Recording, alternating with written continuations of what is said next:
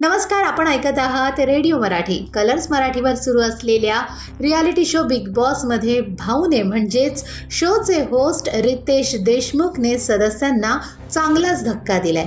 नेहमीप्रमाणे सदस्यांच्या आठवडाभराच्या कामगिरीवर चर्चा झालीच, पण टार्गेट होता वैभव चव्हाण. कॅप्टन्सी टास्कमध्ये टीम बी सोबत खेळणाऱ्या वैभवनं जाणून बुजून टीम बी ला हरवण्यासाठी अरबाज सोबत प्लॅन केला होता हे स्पष्ट दिसत होतं. त्यामुळे रितेशनं वैभवला गद्दार, फितूर, धोकेबाज, दगाबाज असल्याचं म्हटलं. वैभवनं आपली बाजू स्पष्ट केली, पण त्यानं टीम बी सोबत गद्दारी केली हे क्लिअर झालं होतं. वैभव, तू अरबाजच्या, निक्कीच्या, जान्हवीच्या सांगण्यावरून गेम का खेळतोस? तुला स्वतःचे विचार नाहीयेत का?